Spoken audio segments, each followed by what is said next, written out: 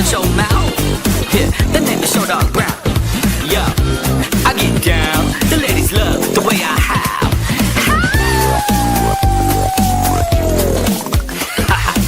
Just fooling around, guys.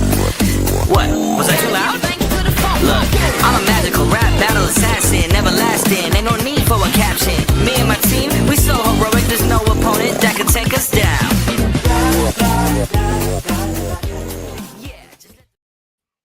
Welcome to another episode of the Superfan Addicts podcast. I'm your host, Ray Showdawg Prisby, and we have a great show in store for you tonight. So let's get this party started by introducing the starting guest lineup.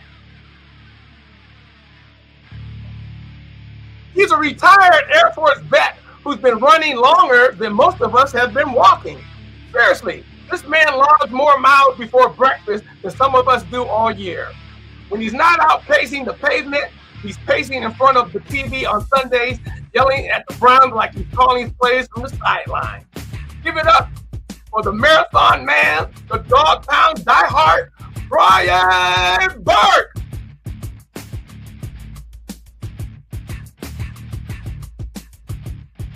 He's the man behind one of the finest wines in the world. Smooth, bold, and aged to perfection. Kind of like himself. As the proud owner of Lorello's Vineyard, Larry Lorello knows his grapes and his gridiron. When he's not pouring award-winning reds, he's riding in style in his custom-built Browns bus, Kennel 2, tailgating like wine wizard on a mission. Give it up for the wine-making, dog-pounding legend, Larry Lorello. And last but certainly not least, he may live across the pond, but his heart beats loud and proud in the brown and orange. He's one of the biggest Cleveland Browns fans in all of England, which means he wakes up at 2 a.m. to watch break in real time. Whether he's sipping tea or barking with the dog pound, Pete Barker brings the loyal Browns energy from the UK to the USA. Give it up for that British Bulldog, Pete Barker! Let's go, come on. What's up, everybody? How y'all doing today? Oh, y'all ready for a good time? I can't believe I'm in the same place as some of the biggest, like, you are some of the biggest people on my Facebook or on the social medias everywhere that, and I can't believe I've got the opportunities. So, all right, so listen up real quick. We're gonna go around. I'm gonna go around the room real quick and let you guys introduce yourself because I know I left something out in my introduction. So let's start with you, Brian. What do you want to tell the people about yourself? Well, I'm Brian Burke, been a fan since '71. Got an autograph picture from Mike Phipps, and I've been sucked in ever since. I'm not from Cleveland. I'm from Erie, Pennsylvania, but traveled the world with the United States Air Force. Presently in Minnesota. My winter home is in North Carolina, and I've followed the Browns all over the world. So let's go Browns. Ho, ho, ho. All right, Brian. Larry, let the people know a little bit more about you. Muni Lot Browns backer. Been tailgating since the 70s, 77, somewhere in there. Always in the Muni Lot, but come on down to the Muni Lot. Come down to the Browns bus. A bunch of us are down there with all the buses, Scotty across the way, and we're there. And it's like the only thing I'm going to be bitching about today is what happened to Nick Chubb. That's my story today. All right. And Pete, coming all the way across the pond over in the UK. Pete, tell us a little bit about you. You know, I make my annual trip over, and it's always to the Muni Lot. So Larry, get prepared. It's coming. It's coming bigger and better this year. So yeah, Browns fan since, let me see, 84, 85, something in that region. Just about when Bernie, that team, that Bernie team in the don't hurt yourself. Oh my God. Can we please get somewhere close to that? Please. Just saying. Right. Okay. So, all right. So then let's get the show started. Our first topic, and I got a lot of feedback from this first topic, but someone suggested that Baker Mayfield, there's a good argument for him being in the Browns Ring of Honor. So I'm gonna let Larry, since Larry got a lot of built up anger, maybe we could wear a little bit of it out with some of these You're questions. trying to calm me down a little bit. Hey, Larry, so Larry, what's your thought? What's your thought on Baker Mayfield being in the Ring of Honor? And let me say this: Brian Sipe and Bernie Kosar aren't in the Ring of Honor. Go. Yeah. All right, listen. Here's the way I look at it. This is a real simple one. This ties into Nick Chubb. Okay, this ties into this conversation. The reason why he can't go in the Ring of Fire is not because he is not deserving of it. It's that he got caught up in one of the mistakes, and there were a good 3 of them here in the last year and a half, 2 years, 3 years, between Baker, Deshaun Watson, and Dick Chubb. That combination of all that mistakes took that from him. Okay, because he really had the opportunity to be in the Ring of Fire, but I mean, it's don't even get me started about it. But no, unfortunately, he can't be in the Ring of Fire. Correction, is the Ring of Honor, not Ring of Fire. But we understand what you're talking about. Wait, Ray. Yeah, he could be in the Ring of Fire. Yeah. We can in that category too. What's your thought, Brian? Yeah, I agree with Larry there. No, he just didn't have the career in Cleveland to withstand that type of an honor. I was a Baker fan. I thought it was a good move to pick him up. I thought he was on a trajectory to bring the team back to be competitive. But with that whole shoulder deal, and there was some behind-the-scenes stuff that we'll never know about, where I believe he probably tried to circumvent the coach and the general manager and went to the owner. And then the owner probably made a decision that says, this isn't what I want in my organization. And he had to move on. And I mean, 2 other teams gave up on him. Every fan wants to look at what he's doing today and say, well, that's what we lost. Now, Baker's matured. He's even said he's matured and he's made mistakes in Cleveland.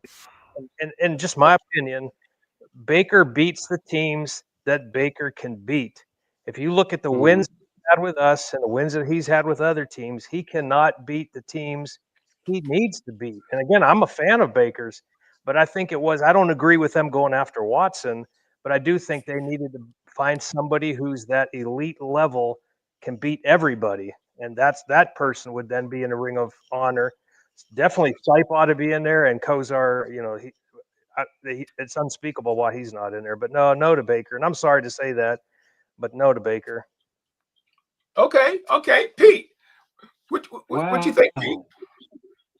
Wow, I agree with Larry and I agree with Brian on a couple of points here. It's just that,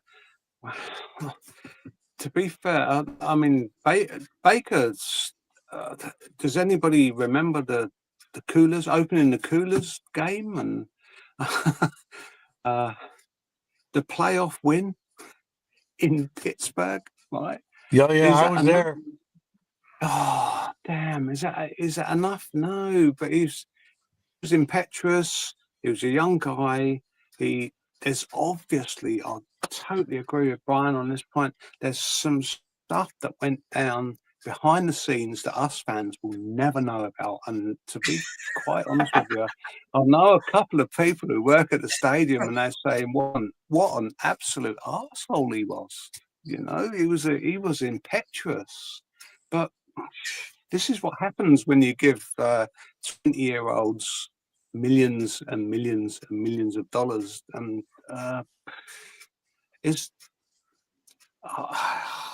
no, we could have given him more and less. Baker gets in and Bernie doesn't. Baker gets in and Bernie doesn't. That's no, that can't. I get you. So somebody wait. I think this caps it all off. Somebody wrote in. Sipe won an MVP. Kosar had playoff success. Baker opened up some coolers once. and that would have been the Jets. That would have been the Jets game. So yeah, I mean, I think this whole conversation probably came up because they were trying to maybe gaslight somebody or something, because there's no way possible that he should even be in the conversation, let alone anything else. Okay, moving along. Jack Conklin was in the news lately. And basically, he said, when you're not being accountable, then you're going to get pulled up in the team meeting and talked about and expected to be accountable by the team and your teammates. So right off the top, I'm thinking he's talking about Jedrick Wills, but I can't be sure.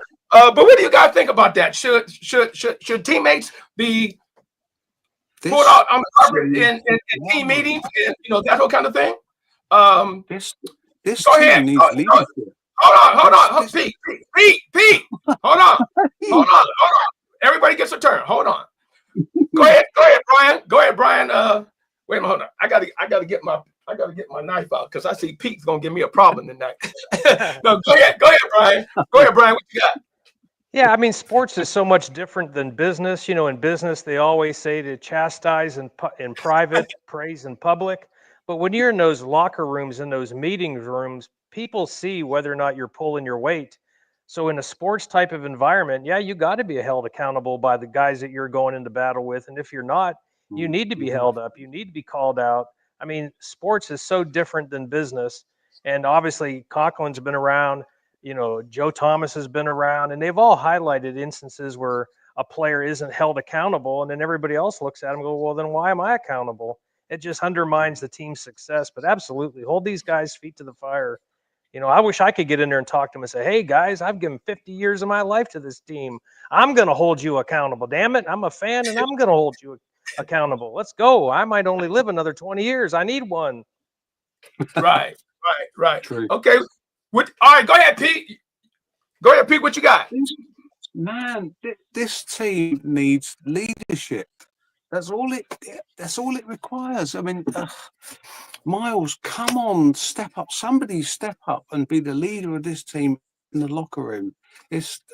You are accountable. We're not talking about two-dime football in the park. We're talking about multi-million pound players here, and somebody has got to step up and be that leader. And we lost that. I'm sorry to have to say this, but we lost that leadership when Landry left, because he owned that locker room. And somebody now has got to step up and say, we are going this way. I'm going to drag you by the shoulders, by the arms, by the flipping scruff of your necks. We're going this way. So, and that should be Miles, but come on. Okay. We've got enough talent. We've got enough talent.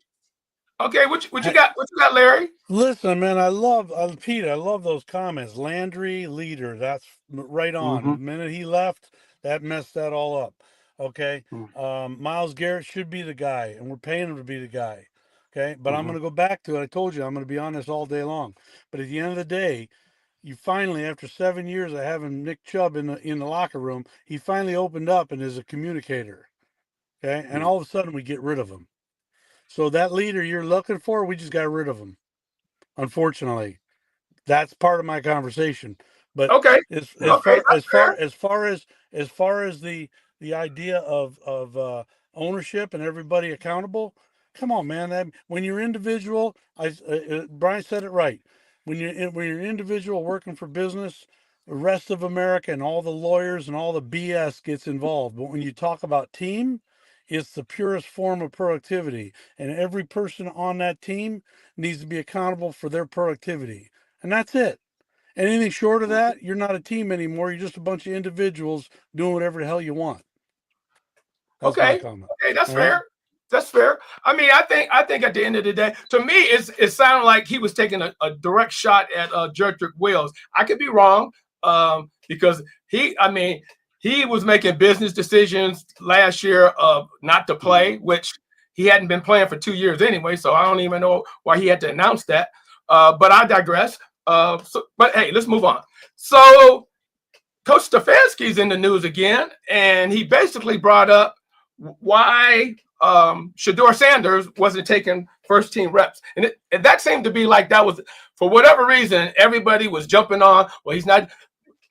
Basically what was happening, the media was, if the media reported that he had a good day, then the doubters or the haters will come out and say, well, he's going up against guys that won't be on the team later, that whole type of thing.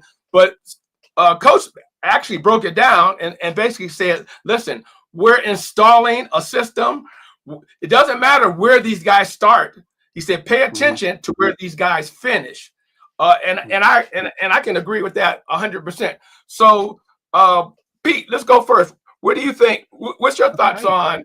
Is it a big deal? Is it a big deal that Shedeur isn't taking first team reps right now? No, it's not. It's not at all. There's something else. We get limited accessibility over here of what's going on in camp and stuff like this. But we get limited too. but what I can say is this kid has stepped up. Regardless, I'm not talking about his father. Let's just park that for 1 minute. Let's talk about Shedeur himself. This kid has bought the Browns' philosophy. He's winning over the fans. He's doing what he does. I don't care if it's not first team reps. No, it doesn't matter in training camp. It's what happens on the field, on real life. And if we don't give this guy contracts, then I'm sorry. Let's be honest with you. Haven't we got a quarterback tracker?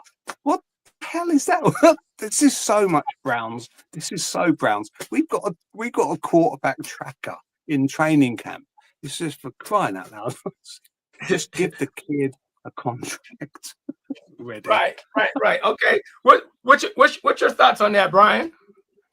Yeah, I mean he's a 5th round draft pick. If you march him in on day one and elevate him to first team reps, first team starter, first team chosen one, what does that tell the other 52 guys that are trying to make the team? He's got to make the team like anybody else. But I agree, this is install. We really don't even have a first team right now. We're trying to build a first team. So let him learn through the trenches. And I'm sure he's got some humbling. I'm sure sitting around for 5 rounds, he kind of got himself humbled. That's going to be good for him. I agree with Pete there. He's doing everything right. He's working hard. He's working late. He's embracing the community. Let's see what he's got. And I wouldn't give up on him because you mentioned a Browns thing. A Browns thing would be to cut him. He'll go somewhere else and be great. We need to really uncover what he's got and secure him a roster spot. If we have to carry 4 quarterbacks into the season, that's well worth the investment. I'd hate to see us give up on this guy early because it'll come back to haunt us, man. It really will. Right. I agree. And I'm not saying give him the job. You don't give anybody anything. But if he earns it, then he gets it. But make him earn it. Right. Well, see, and piggybacking on what you just said, he's a 5th round draft pick, which means he's making 5th round money. So literally, he's making no money. So it doesn't cost you anything to keep him. So the only thing it costs you, and this is part of the Chubb thing, is what is the value of a roster spot? Sometimes we focus on salary, but that 53rd of a team, that is a valuable position. And but I believe we need to not give him one. He needs to earn one and then keep him just to see what he's got. Right. I agree. And it looks like we lost Larry. Okay. He may come back. He may not. But okay. The next topic, and you guys are going to like this one. Thornhill, Juan, who used to be a safe. What did he play? I mean, he hardly ever played. I don't even know position he played because he was never on the field. I'm sure, yeah, he was a safety. But he basically signed with the Steelers, and he's talking smack. And he basically came out and said, "They definitely got to see me. I'm excited about that opportunity." So I'm gonna go first this time, and I'm gonna be literal because he said they basically have to see him. So that could mean because he was always on our when he played for us, he was always on the sidelines in street clothes, so we were always able to see him. So is that what he's talking about? We're going to be able to see him on the sideline in street clothes because if he's doing what he's been doing, that's pretty much what he did for us. So what do you guys think about this early? Oh, we got him back. What do you guys think about this early smack talk? This early smack talk coming from Juwan Hill, Thornhill. Let me just say that there's a few players, few and far between, who have left the Browns and given the Browns someone back. Yeah, it's chat. That's all it is. Give it the talk. Yeah, 1-4-0. Oh, no. You're gonna meet us twice, man. You're playing in the North. Welcome. Right. Exactly. Brian, what you got? What you got for that one, Brian? Yeah, I mean, I'm not too worried about it. I mean, if anything, it's bad mojo for him to put out bulletin board material, and he hasn't even really made their team. I mean, he's signed with them, but I'd be more worried about making the team and then letting my presence be felt with action, not words. But you know, it's just talk right now. Right. And yeah, Larry, glad to see you come back. So what do you think about Juan Thornhill talking this smack because he's a Steeler now? It's like Brian said, it's just talk. Thornhill can do whatever the hell he wants. He's still got to catch the ball. He's still got to get somebody to throw the ball to him. You know. Right. Hey, that no problem. We got bigger fish to fry. That one don't mean shit. Right. Okay. So our next segment is hit it, Cody. Word on the street.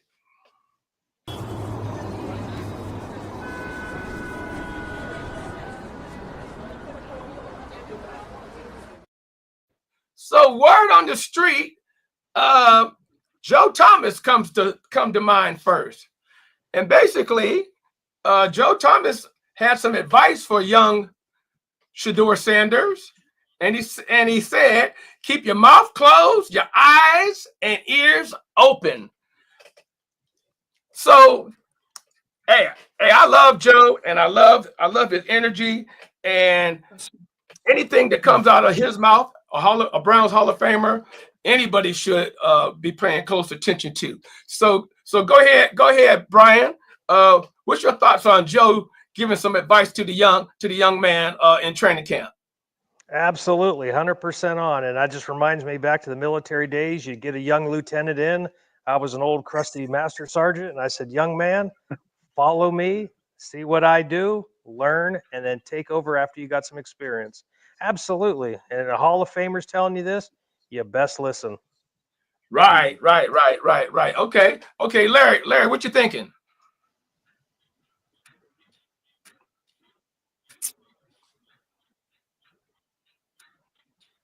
it's muted. No, sorry, I had a mute on. Hey, okay. I'll tell you what. Joe's the epitome of what we all know what Cleveland is and the Browns are. And at the end of the day, it's like he's offering you a recipe like a chef. All you got to do is perform exactly what he's saying with the same amount of pieces and parts of it, and he will be a success. Look, when it comes to Shedeur Sanders, real simple. Okay, in Cleveland, if you're good at what you do, you can be as cocky as you want. But first, you got to prove to us you're good. And what Joe Thomas is telling him is, do it first, kid, and then because honest to God, if Shedeur Sanders were to bring us the Super Bowl, there'd be babies named in the town. There'd be statues in Cleveland. Okay, I mean, let's be honest about it. You know, the only way we're going to win a Super Bowl is by accident from some guy we shouldn't have got. And right now, that's Shedeur Sanders. Nice. At the end of the day, he's got to start out the right way. What Joe Thomas said, if he does it exactly the way he said it, and for as much time as he says it, he'll take care of that part of it. The rest of it is just him performing. Hey, Larry, you've been holding that in the holster all day, ain't you? You damn right I have. You've been holding that one in the holster all day. You can't handle the truth. That was a good one, Larry. You can't handle the truth, Ray. All right, go ahead, Pete. Go ahead, Pete.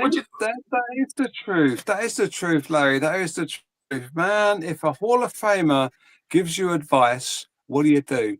You damn well ass fucking motherfucking take that advice. Hey, language. Let me tell you something. Showdawg has done that. Yeah, the truth. If somebody gives you advice at that level, from that level, you listen and you learn, and that's, you know, right. Larry's right. There's going to be a generation. There's going to be a generation of Showdawg kids. If he went, where did you get the pasta, Kim?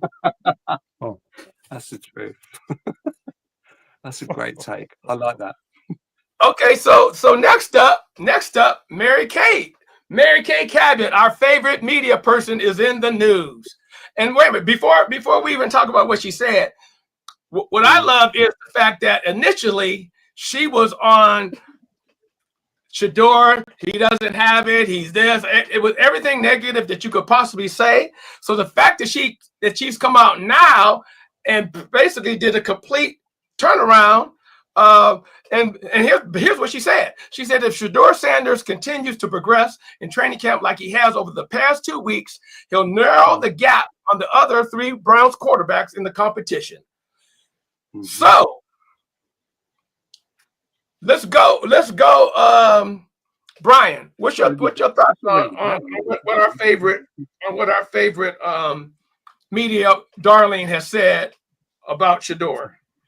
Yeah, you know, it's tough with her because she seems to report what others are reporting and then call it a news flash. But, you know, obviously, if he progresses, he'll get closer. But I don't think he was ever that far apart.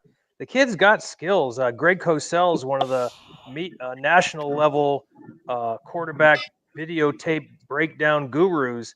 And before the draft, he says, this kid has it. Now, he's got some growing up to do. And, you know, he's coming from an environment where he was always kind of, because of his dad, doors were open for him. But there's no doubt he's got talent. He has to just put in the work. And all points point to that he is putting in the work. But I think she's reporting the obvious and calling it news. I love that. I love that analogy, Brian. I love it.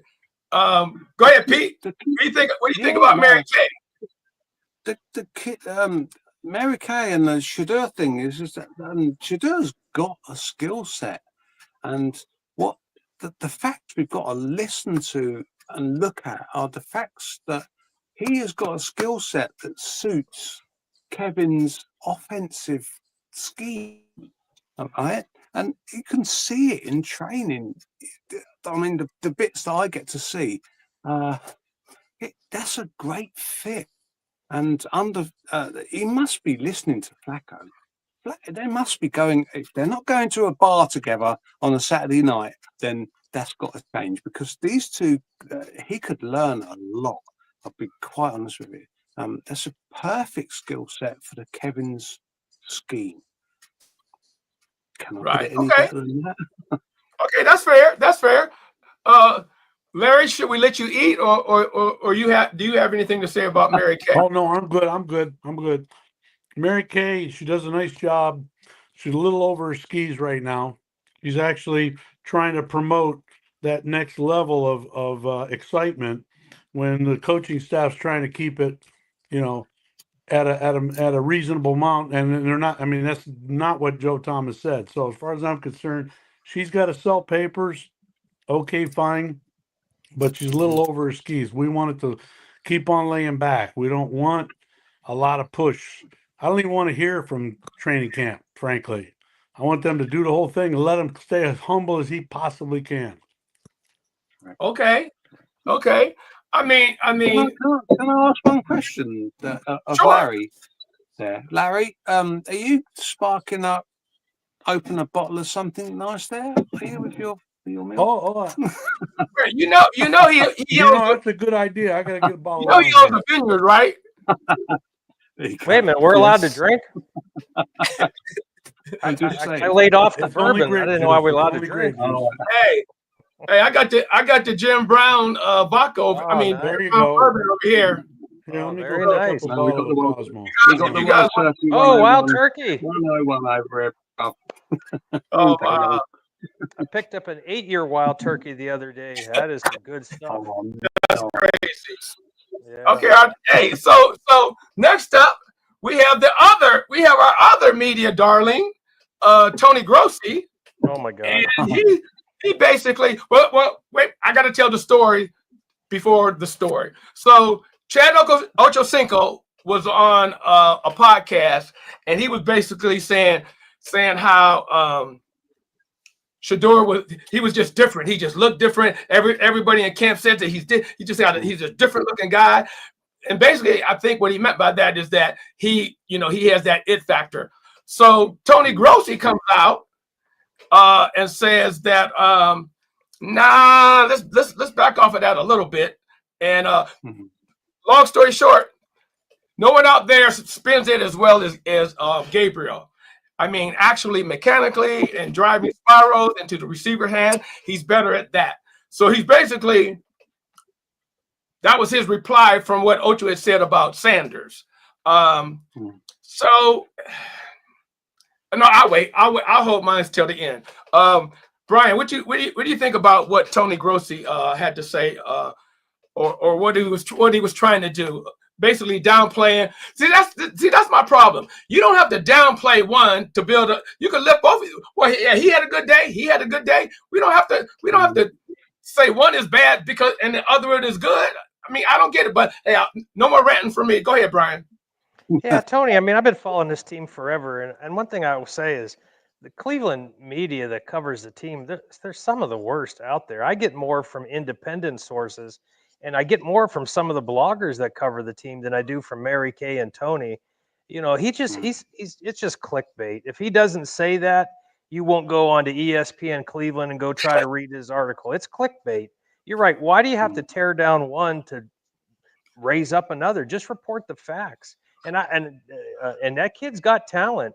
My only reservation is he's a little bit shorter than what you want in a prototypical quarterback. That doesn't mean he ain't going to be successful. I'm glad we kind of have this dilemma now. Which one of these two young guys is it? Man, I hope they're both great, and I hope somehow we can hold them up. But yeah, Tony Grossi, he's just, honestly, he's not one of my sources. Neither is Mary Kay.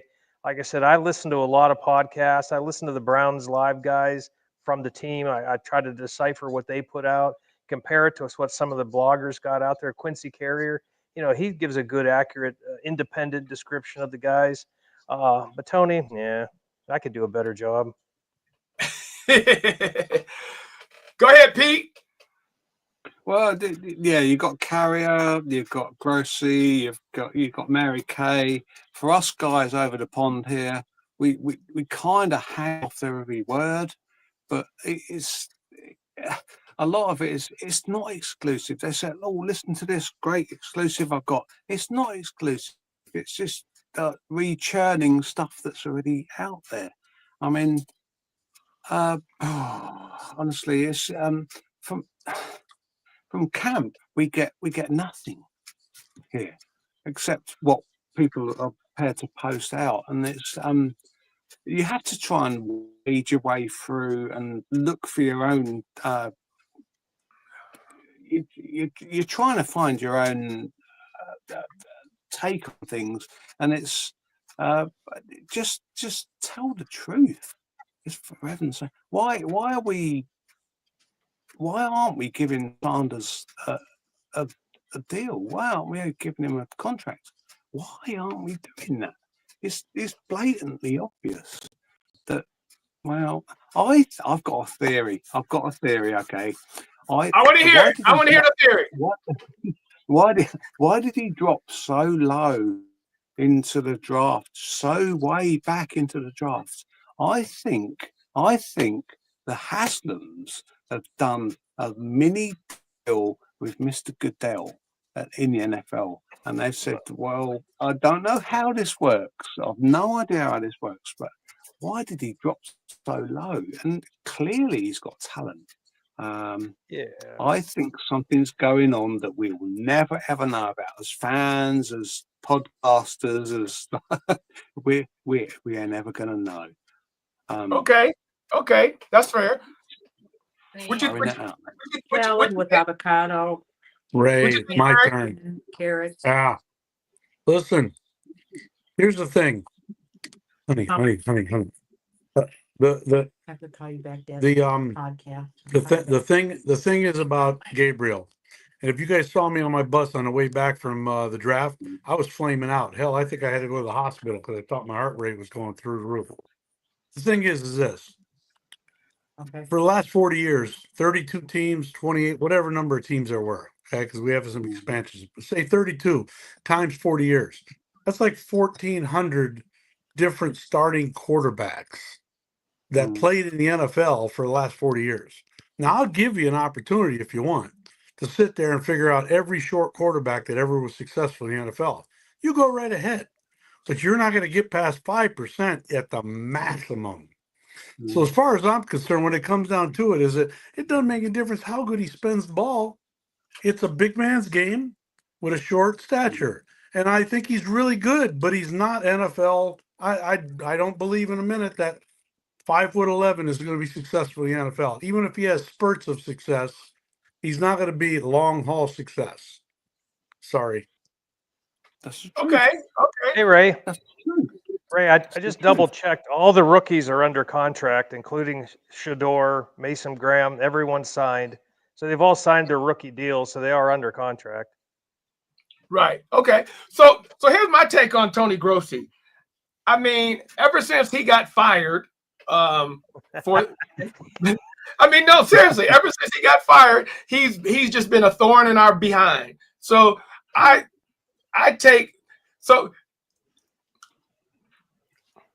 I'm gonna be nice. I'm gonna be nice and just say I don't believe anything Tony Grossi says, and I'm gonna leave it at that.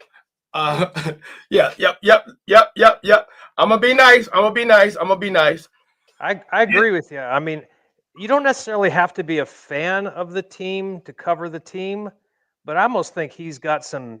I don't know if hatred's the right word, but there's something there. Vendetta is the word. There is an agenda with his covering of the team. I think so. Right. And he always, whatever is going on, he always has a negative slant when it comes to the Browns. Always. That's been his spiel. That's what he does. And like you said, Brian, he does, and he probably does it for clickbait. Yeah, I think. Moving on. Smith, there's another one. Never Moving gives any on. credit to anybody. Nick Chubb's farewell. So, and basically what he said, this isn't a goodbye to what we built. It's a thank you for the trust, the passion, and the moments that made me feel like I belonged here from day one. Cleveland, you'll always have a piece of my heart until we meet again. Okay, we're gonna have to pause. I'm gonna need some tissues. Hold on a second. Yeah, man. That was just a little too. That was just a little. That was a little too much for me. So Brian. So you know what? I mean, we all know what happened here, and I'll start with you, Brian. And this is the question I'm going to ask you. Do you think, whether it was business or personal, or whatever reason, do you think it was right that we let Nick move on? Yeah, that is tough. I love Nick Chubb. He was the one thing that you could cling to all these years. He gave everything. He was a Brown. You know, a lot of these players come in, they wear the gear, they throw the helmet on, they come and they go. They're not Browns. Hell, I'm more Browns than some of these players that have come here. But Nick Chubb was truly a Brown. My fan side of it says, why couldn't we find a way to keep him? The business side of football, you know, 2.5 million up to a 5 million. And then you got to put that on top of what is a roster spot worth. And I kind of understand. I don't say I agree, but I understand the logic on them saying he's not the future. I mean, I would have loved to have had him, and I think he would have added value. But I have to have trust in the leadership and the coaches and say they needed that roster spot for the infuse of talent that we need to try to recover some of the spots that we gave up for the super contract, the massage guy. So it breaks my heart, but I understand it. I'm not saying I agree with it. I understand it. And I love Nick Chubb. I love the Browns more than any single player. So go Browns. Okay, that was a fair assessment. Pete, go ahead. What you got, Pete? Well, we're letting Nick Chubb go for what? Because we couldn't stump up an extra $750,000 in. It's crazy. Exactly. It's absolutely flipping crazy. He's going to Houston, okay, but he's not going to be RB1 now. It's not going to happen. So why? I don't understand this. We've just let our leader go. And I was talking about it earlier, wasn't I? It's just you need a leader in the locker room, and we just let him go. Maybe the injuries have caught up with him. Okay, just all I can think as a Browns fan, all I can think of is maybe the injuries have caught up with him, and they just, you're never going to be RB1 anymore. It's tough, man. It's Okay, that's fair.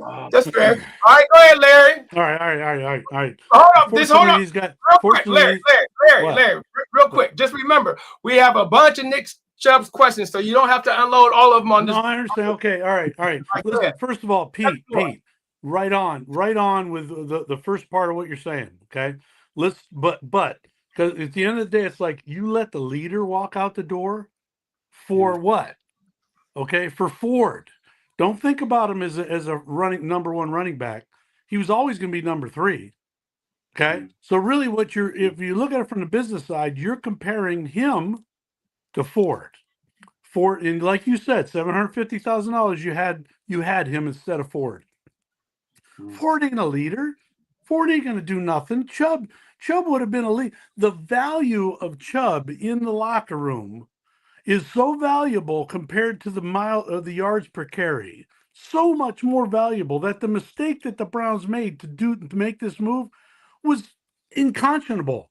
It was unbelievable. How could you possibly make that decision when you're talking about a guy Ford, 5 yards per carry, Chubb 3 yards per carry, two carries per game, or 2 carries.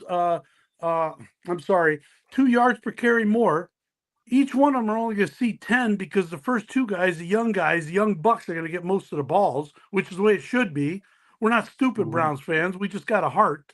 Okay. At the end of the day, that you're talking about 20 more yards worth of offense to have Chubb in the locker room versus Ford. And that's if they do the same thing they did last year. I still think Chubb in a second year after the injury is a better Chubb than the first year after the injury. Okay, so as far as I'm concerned, massive mistake to do what the Browns did. Okay, listen. Here's the thing.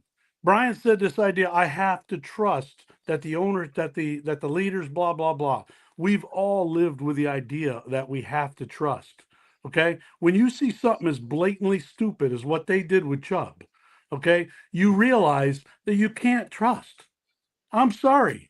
Now they have to verify. They have to do it and verify. I'm no longer going to be just a guy that sits there and go, I hope my team wins.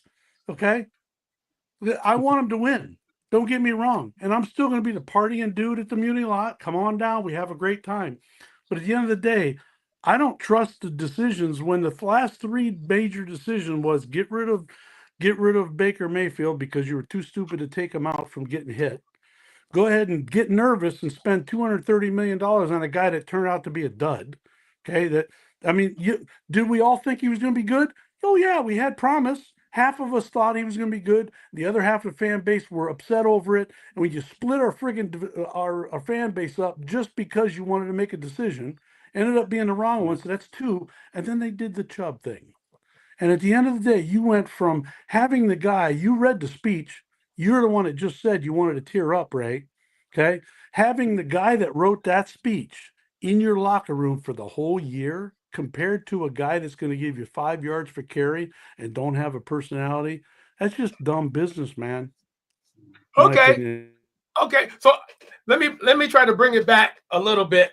But although I don't disagree with what any of you said, but remember this: the last contract before that we gave Chubb, we gave it to him when he was hurt, and we kind of got a little egg on our face because we overpaid for him. I get all that, but at the end of the day, though, personally, Ray, Nick Chubb. Hold on. No, I don't believe. Oh, I don't want to hear you say it. Say what? Go ahead, say it. I don't want to hear it, but go ahead. No. Personally, I didn't want him to leave. But I'm like Brian. I understand the business side of why. Let me just tell both of you something, okay?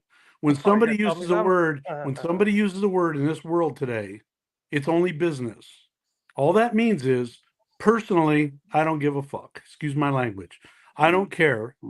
Okay? It's only business. Okay? And you had the opportunity to show do you know the reason why the Steelers are always at least mediocre, making the playoffs but never going? Okay? Because they have a level of trust within the players and within the ownership that they're all taking care of each other's back. Okay? And the only thing the Steelers need every year to be good is a good quarterback. That's it. In Cleveland, until you create the situation where the owners and the general managers have the back of the players, which they could have had if they would have got Chubb, okay, you're never going to have that because all those players coming in year after year don't give a crap about it because you don't care about them. That's why the Chubb deal was so important. Okay. So moving on. And this is really a personal question. And I'm gonna start with you, Larry. What was your favorite Nick Chubb moment the whole time he spent in Cleveland? I knew you were going to ask it, and I was going to look up the replays and come up with one. I know what it is. I just don't know what game it was. It was either Ravens. Let me ask you this. Did Baker run down with him? Oh yeah, hell yeah. Was that the play? You're talking about? Yeah. Okay. Yeah. What game was that? I don't know what game it was. Look, it was the Ravens. You know the best feeling I had with Nick Chubb was when Nick Chubb would get the ball, and we all were watching hard. Okay, when Nick Chubb would get the ball, and all of a sudden you see the line open up. Okay, if you were in the Muni lot, or if it was a replay, you see the line open it up, and then you see Nick's ass just going right through it. And as soon as he got back as soon as he passed the linebackers, man, it was a race. And we all knew that's exactly what was going to happen. We were looking for it every time. That's my best. It was a multiple times he did it, but it was every time that moment when he got through that line, you just had that feeling like, here we go. Okay. Brian, what was your favorite Nick Chubb moment? Well, I mean, they were all great, but honestly, my favorite one was his very first 75-yard run against the Raiders, because it was so unexpected. You know, I forgot about that one. Yeah, we were trying to make Carlos Hyde our running back one, and I can't remember why he went out, and they put him in, and then he handed off, and he bursted out of nowhere, and I just remember thinking, oh my God, we got somebody. But I loved them all. I mean, this is a great one. But that very first 75-yard run, he scored 2 touchdowns in that game, didn't he? Yeah. 2 long runs. I think so. I think so. It was that game right there. Wow. Yeah, that first one. Yeah, that Raider. I had completely forgot about that Raiders one. But yeah, that was a good one too. It came out of nowhere. It was like Peter Pumpkin Eater. What you thinking? Wait, hold on. Three. What is that? Three. I've got three. It's just like the first one is like, doesn't he hold the record for the rushing touchdown yards? Wasn't it a 92-yard touchdown? That are you showing that on? No. Wow. Honestly, and the Chubba Wubba Hub, Jim Donovan. Wow. Chubba Wubba Donovan. Hub. Yep. That's Hey, Ray. great. Hey, Ray. My number one was the guy that he didn't actually score the touchdown. He stopped himself and he fell out of bounds. Yeah, He fell out of yeah. bounds to kill the game. And he could have scored a touchdown there. And that just tells you that's a football brain. Man, that's probably my favorite. Probably my favorite. Yeah, you're right. Hey, Ray, He has the longest run, 92 yards. I got a new favorite, Ray. Wow. Baker Mayfield throwing to the corner of the end zone, and Nick Chubb going up over top of the defender, catches the ball behind the defender's back and pulls it back into the end zone. That was the baddest play you ever saw, man. Brian, you got one? I know you got one, Brian. Yeah, it was the Oakland one. Oh, man. See, he's drinking all the wine, but I'm feeling drunk. What's going on here? Nah, Chubb's awesome, man. And again, like I said, we might differ on understanding why they let him go, but there's no doubt of what he did for the Browns. I mean, I'm heartbroken that he's no longer a Brown. Do you know what? The worst thing for me is like I'm seeing him in the fourth quarter sitting on the bench, and I'm saying to Kev, for fuck's sake, will you please get this man on bloody field of play and to get this? How many? Come on, we've all been there. You've seen it. It's like, why is he sitting on his ass? Here's what we don't know, though. I mean, he could. There we go. There we go. There you go. That was the one. Okay, so gentlemen, my next question, and this was a good one. Where do you rank Nick Chubbs among the Cleveland Brown great running backs? Larry, go ahead. You got the floor. Where do you rate Nick Chubbs? And obviously, number one is permanently taken for the rest of everybody's life. So where do you rank Nick Chubbs after Jim Brown? Where do you put him? Hey, Ray, can I tell you about this wine while you guys are watching those? Man, Cody is on it. He's pulling up all the. If you would have stayed with us, I'm not entirely unconvinced that he would not have actually outstripped Jim for yards and yards per carry. No, I disagree. I'm telling you, he's going to be good this year. You know what? Here's the thing with Jim Brown. Jim Brown never missed a game. Never missed a game. And Jim Brown played in 10 and 12 game seasons. Exactly, rushing for all them yards. These guys are playing 16, 17 games now. Wait. Oh, time out. Larry, where do you rank him? Where do I rank? Which one? Nick, where do you rank Nick Chubb among the great running backs of the Cleveland Browns? Among Biner, among Matt, among Jim Brown, among Leroy Kelly, Marion Motley. Oh my God! You want us to come back to you? We can come back. No. Listen, Jim Brown's number one, and then there's about five guys that are all right at number two, and Nick's one of them. I can't pull them. I mean, Kevin Mack and Biner and Leroy Kelly. Leroy Kelly was a badass, man. We got four running backs in the Hall of Fame for the Browns. Right. Jim Brown, Leroy Kelly, Marion Motley, Bobby Mitchell. You're putting him in with those guys? Well, hey, Ray, I don't know those guys. I was too young or not around. So, I mean, I'm not a historian enough to know what was there before I had my eyes on it. Okay. So, yeah, I'm not.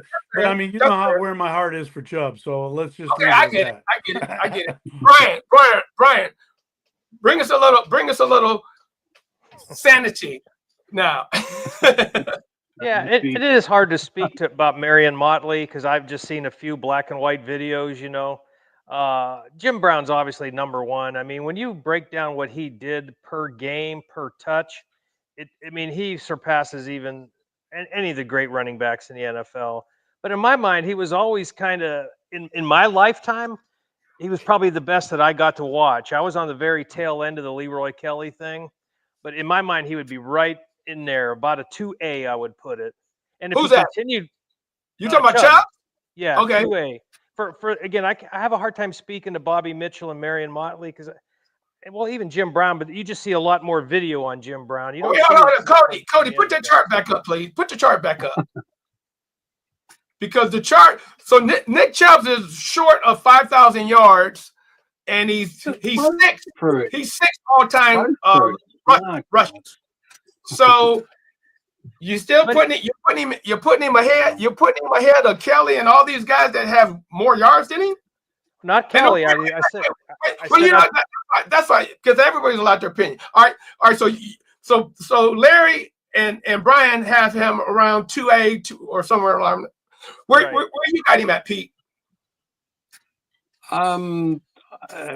Definitely top three. Definitely top three. If he could have stayed fit, it's not his fault. He mashed his ACLs and exactly. It's exactly right, Pete. Cody, put that chart back up just for a second. Hey, I gotta interrupt. The chart is outdated. Chubb got up to 6,843 yards. Yeah, I thought he had more than that. Yeah, keep that in mind when discussing the chart. Chubb got up to 6,843. That's his official number. So he finished third. He's third on the rushing. He's third on the rushing list. There we go. Now, we were right. Pause for a second. Hold on. Just let me say something. When you put Chubb in here, he did that in an NFL that's predominantly passing. So he didn't get as many opportunities. The whole game has shifted. He's accelerated in an era that the game doesn't rely on the runners. These guys did it when a quarterback was lucky if he threw 20 times a game. And I'm not discounting these guys, but Chubb has done it in an era that really the running back wasn't a feature. It was almost a second thought. And that's why. However, and I agree with that, Brian. But however, Stefanski loves a run-heavy offense. He always has. So Stefanski's offense benefited Chubb. And again, I'm not taking Chubb didn't have. Oh, that's a good chart too. But here's my point on a lot of it. A lot of those guys played in the 12 and 14 game seasons, whereas now they're playing. So back when Jim Brown played, if you averaged 100 yards, I mean you had to average 100 yards a game to rush for 1,000 to get 1,000 yards. Now at 17 games, I think you have to average like 50, 60 yards a game. So but again, it's a pass heavy, like Brian stated. It's a pass heavy. Both of them kind of neutralize each other. And at the end of the day, it really says that Chubb is still right up there in the top three. Yeah, I think so. it's a good. Okay, but this is all opinion based. Nobody's wrong because guess what? We're all entitled to our opinions. So you got him top 2, top 3. Okay, so here's the big question: does Chubb belong in the Pro Football Hall of Fame? Go ahead, Larry. Man, you just raised it to such a high bar at that point. No, unfortunately, as sad as it is to say, you can't use projected ability as part of that scenario. I mean, you got to look at the stats that he's had over the stats of the running backs in the Hall of Fame right now. But it's a tough one because it was such a short-lived thing, and the Browns never really they won one playoff game during the whole period. So it's a tough one to go that far. It sucks because I really want to say yes, but I don't know if I can. But and I know you wanted to say, and I respect you so much more for being honest. Take it away, Brian. What you think? Yeah, I mean that is such a pinnacle bar, but we got to understand his career's not over, so we don't know. But what we've seen so far, it's just a bridge too far, I think, for him. Love the guy. He definitely, which I would definitely put him in the Browns Ring of Honor, but the Pro Football Hall of Fame, yeah, that's just a bit of a jump for him, unfortunately. Okay, Peter. Who needs to be in there is Clay Matthews. What the hell's up with that? I can't understand why Oh, Clay don't Matthews isn't in the Hall of even Fame. get me started I on that. don't understand. I don't understand either, Brian. Peter. So, You all right? You all right? who is responsible for Nick Chubb not being a Cleveland Brown anymore? That's the answer. Because if he was Cleveland Brown, he would be in the Hall of Fame. That's a simple fact. But no.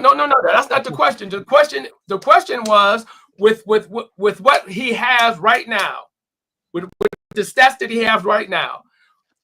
Do you put him in the Hall of Fame? The stats right now, no. Yeah. No. Okay. Potentially, yes, but not now. No. We well, see, we could do that. We could say, well, if Bo Jackson come back, potentially, he could go in the Hall of Fame. But we all know that's not going to happen. Yeah, no, that's a high bar with the current stats that he has, because I want to say the threshold for the running backs is either what 10,000 or 12,000. I think it's one of those two, and he's only halfway there. So yeah, but hopefully, he can turn it around down in Houston. But like everyone here agreed, it's not in the cards. Hey, look at the time. Woo, man, did that fly by? And wait a minute, I got hungry, I got thirsty, all watching Larry. But it's all good, because at the end of the day, it was another great show. Thank you guys so much, and we'll see you guys next Thursday at a regular time. Peace. Peace.